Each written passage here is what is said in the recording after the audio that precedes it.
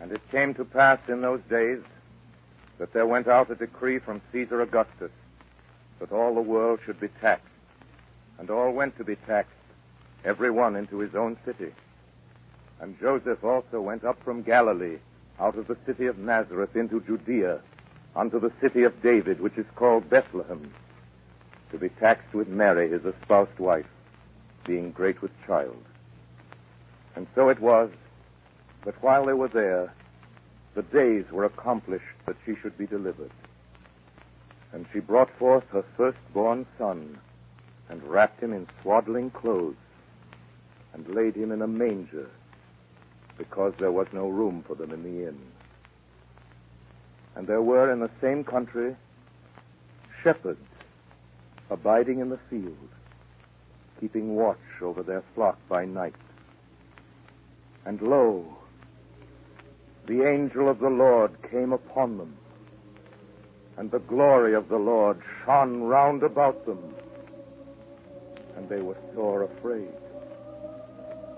And the angel said unto them, Fear not, for behold, I bring you good tidings of great joy, which shall be to all people. For unto you is born this day in the city of David a Savior, which is Christ the Lord. And this shall be a sign unto you. Ye shall find the babe wrapped in swaddling clothes, lying in a manger. And suddenly there was with the angel a multitude of the heavenly host, praising God and saying, Glory to God in the highest, and on earth peace, goodwill toward men.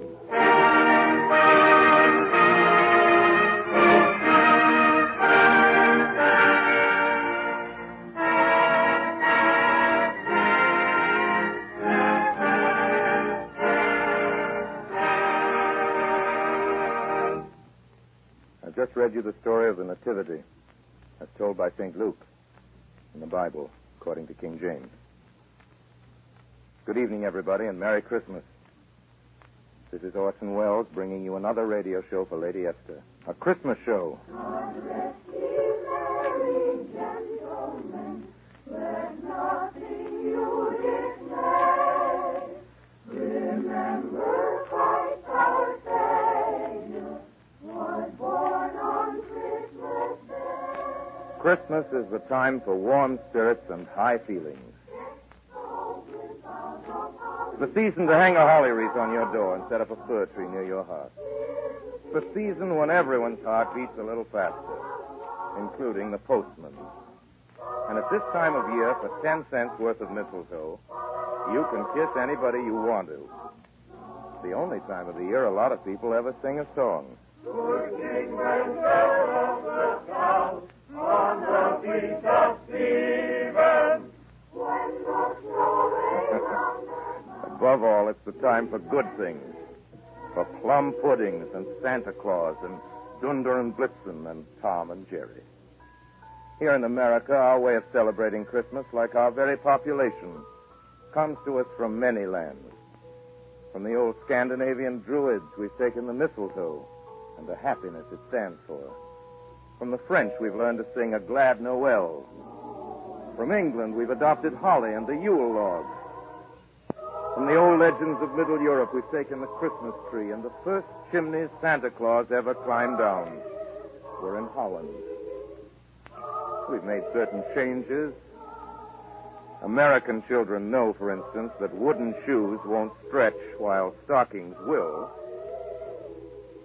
But the changes aren't the important thing. What doesn't change is what's important about Christmas. And on this Christmas 1941, that's a good thing to remember. God rest you merry, ladies and gentlemen. Let nothing you dismay. We send you with this program the warmest greetings of Christmastide. Goodwill toward all men of goodwill throughout the world.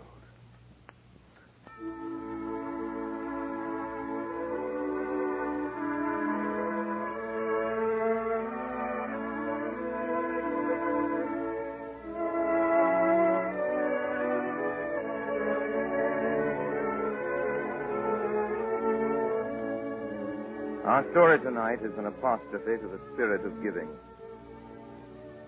It's one of the first things my mother ever read to me. Your mother probably read it to you. It's called The Happy Prince. We'll do it for you in just a minute. Right. Now here's the story of The Happy Prince.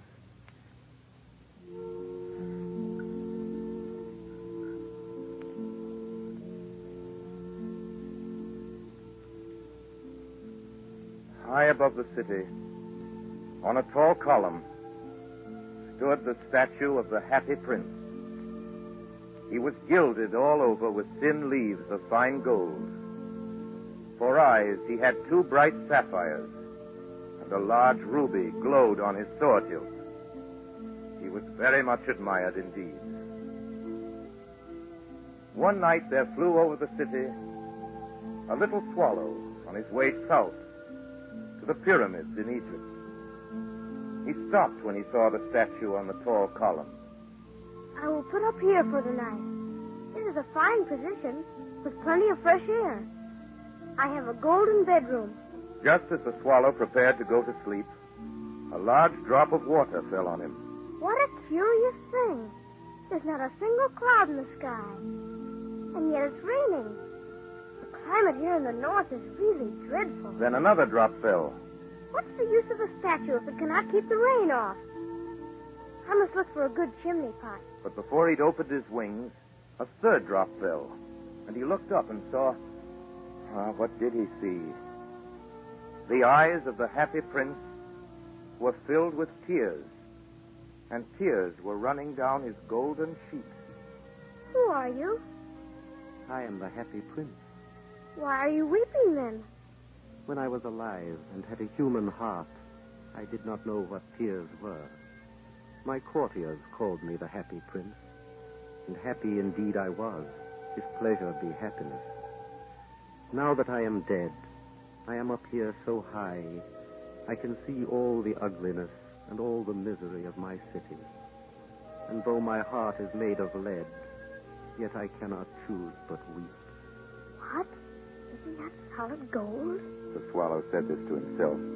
He was too polite to make any personal remarks out loud. Far away in a little street, there is a poor house. One of the windows is open, and through it I can see a woman seated at a table. Her face is thin and worn, and she has coarse red hands, all pricked by the needle, for she is a seamstress. She is embroidering passion flowers on a satin gown for the loveliest of the Queen's maids of honor to wear at the next court ball.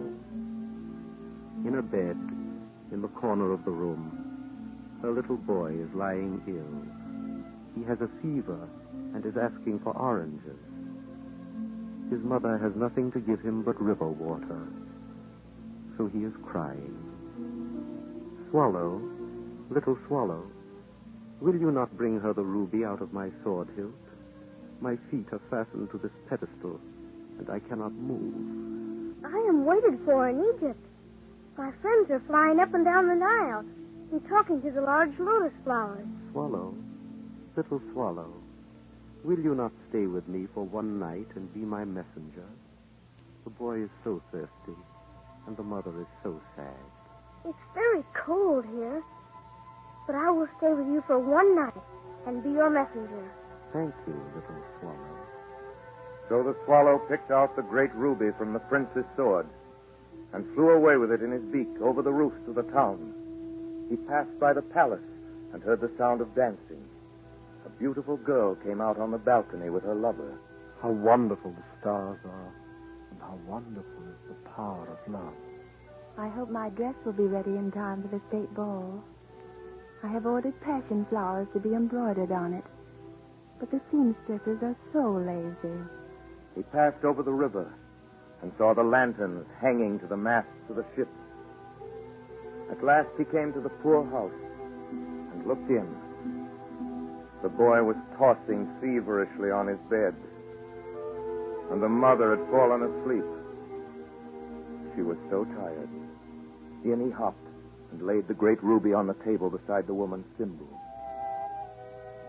Then the swallow flew back to the happy prince and told him what he had done.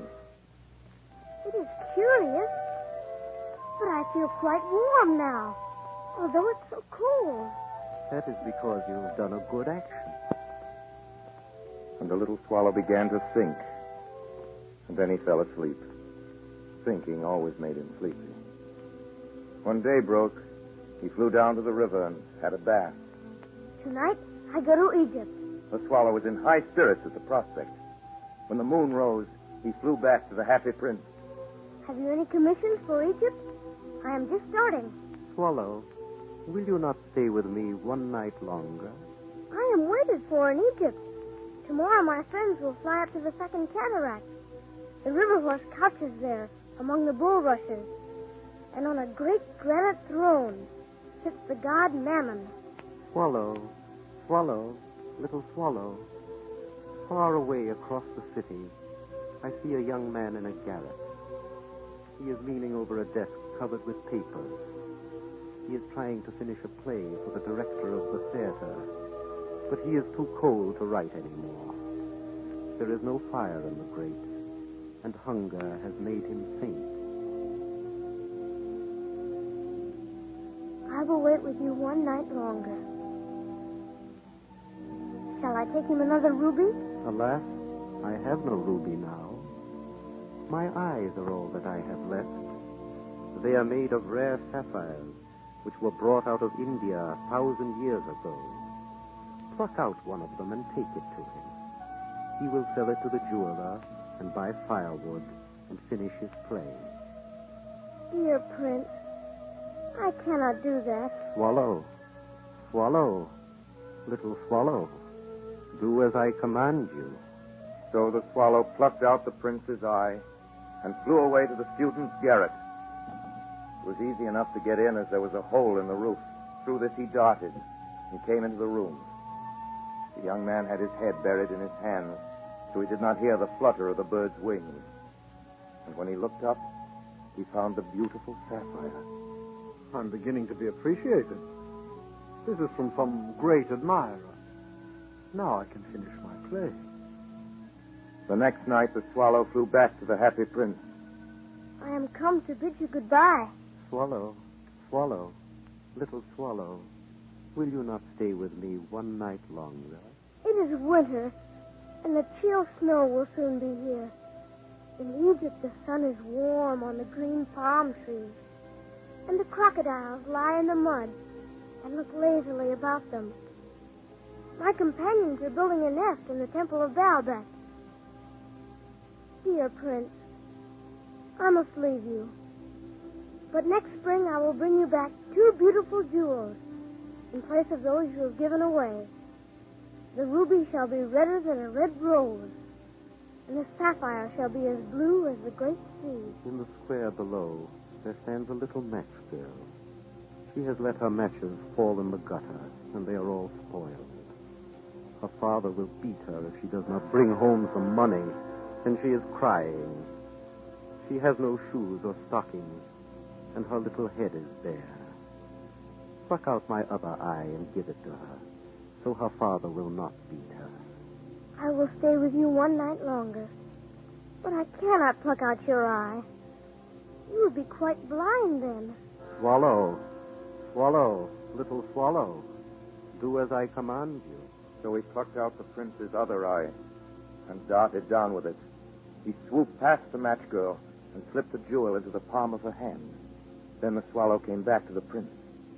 You are blind now, so I will stay with you always. No, little swallow, you must go away to Egypt.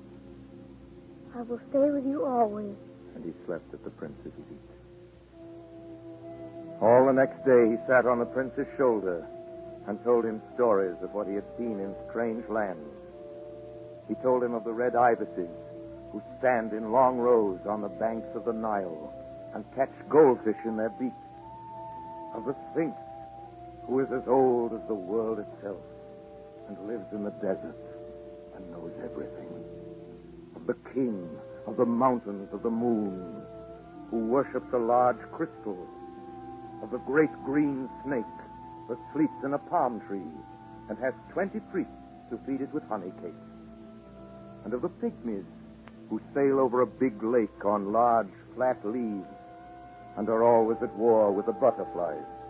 Dear little swallow, you tell me of marvelous things. But more marvelous than anything is the suffering of men and women. There is no mystery so great as misery.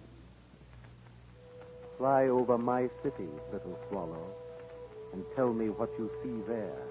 So the swallow flew over the great city and saw the rich making merry in their beautiful houses, while the beggars were sitting at the gates.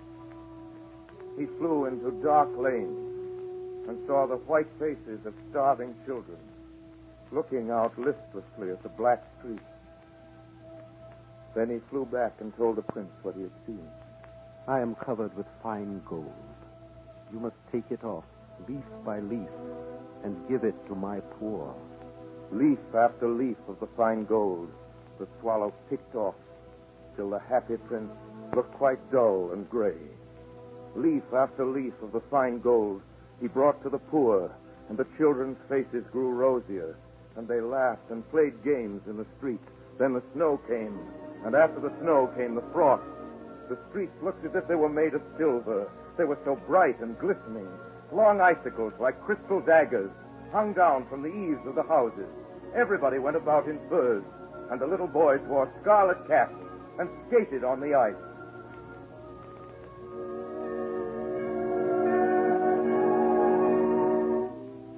The poor little swallow grew colder and colder. He would not leave the prince. He loved him too well. He picked up crumbs outside the baker's door when the baker was not looking. Tried to keep himself warm by flapping his wings. But at last he knew that he was going to die. He had just enough strength to fly up to the prince's shoulder once more. Goodbye, dear prince. Will you let me kiss your hand? I am glad that you are going to Egypt at last, little swallow. You have stayed too long here. It is not to Egypt that I am going. I am going to the house of death. Death is the brother of sleep. Is he not? And he kissed the happy prince on the lips and fell down dead at his feet. At that moment, a curious crack sounded inside the statue, as if something had broken. The fact is that the leaden heart had snapped right in two. Certainly it was a dreadfully hard frost. Early the next morning, the mayor was walking in the square below in company with the town councilors. As they passed the column, he looked up at the statue. Dear me, how shabby the happy prince looks. And here is actually a dead bird at his feet. We must really issue a proclamation that birds are not to be allowed to die here. And the town clerk made a note of the suggestion. So they pulled down the statue of the happy prince. And then they melted the statue in a furnace. And the mayor held a meeting of the corporation to decide what was to be done with the metal. We must have another statue, of course. There shall be a statue of myself. Of myself. Of myself. Of myself. Said each of the town councilors, and they quarreled. When I last heard of them, they were quarreling still. What a strange thing. Said the overseer of the workmen at the foundry. This broken lead heart will not melt in the furnace. We must throw it away. So they threw it on a dust heap, where the dead swallow was also lying. Bring me the two most precious things in the city, said God to one of his angels. And the angel brought him the leaden heart and the dead bird. You have rightly chosen, said God. For in my garden of paradise, this little bird shall sing forevermore. And in my city of gold, the happy prince shall praise me.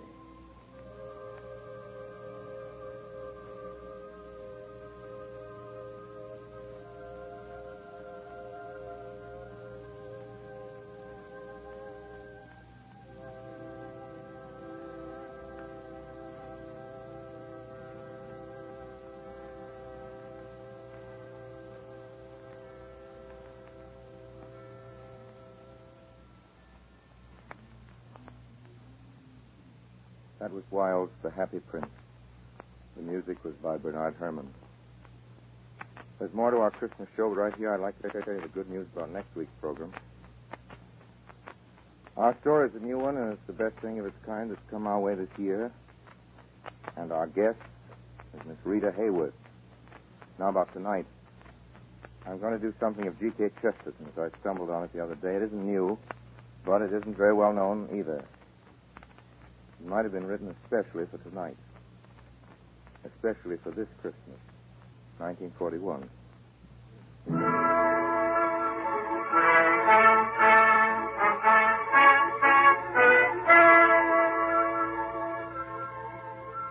Our whole program tonight is intended to be a sort of radio Christmas card from Lady Esther and from all of us in the Mercury. To you. From Bernard Herrmann, who composes all our music and conducts it. From Harry Esmond, who makes the sound effects. From our engineer, Gary Harris. From Claire Olmsted and Jack Moss. From lots of people whose names we never mention on the radio, but without whom we wouldn't have a show. And also from those we do mention.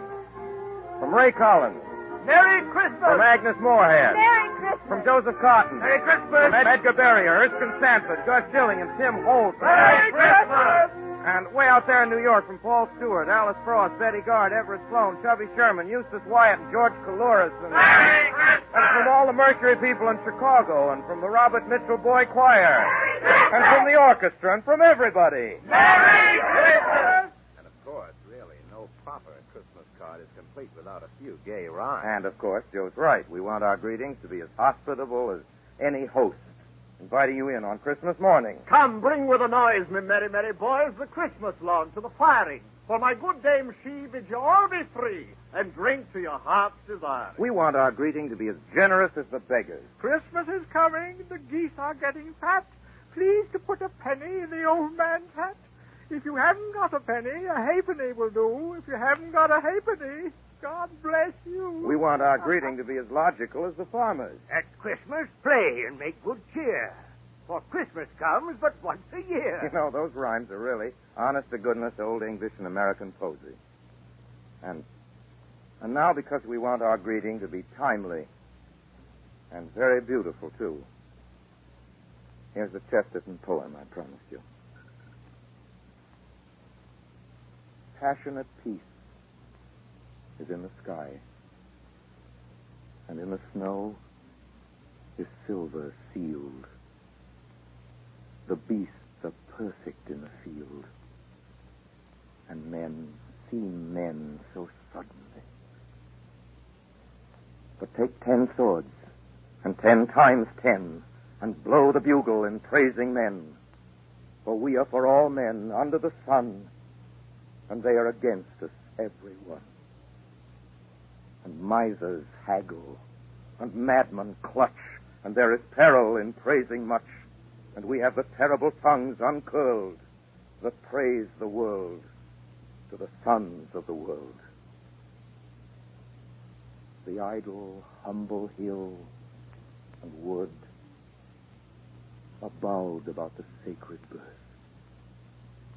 And for one little hour, the earth is lazy with the love of good. But ready are you, and ready am I, if the battle blow and the guns go by. For we are for all men under the sun, and they are against us, every one. And the men that hate herd all together to pride and gold and the great white feather. And the thing is graven in star and stone, that the men who love are all alone.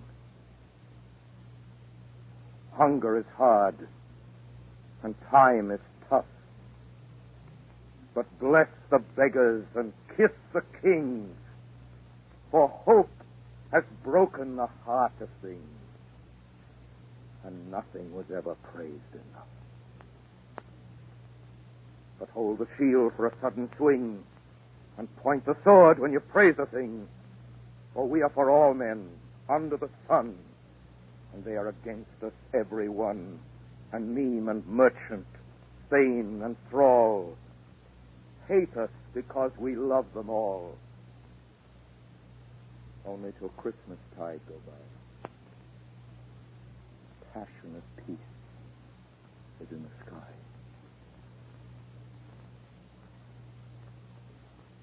Good night now. Lady Esther and we of the Mercury wish you everything that's good for your Christmas. We remain, as always, obediently yours.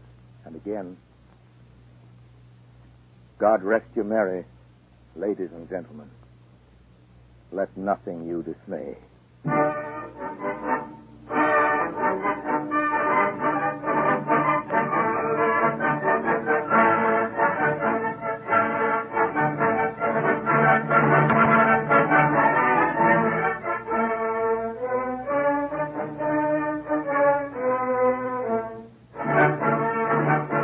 This is the Columbia Broadcasting System.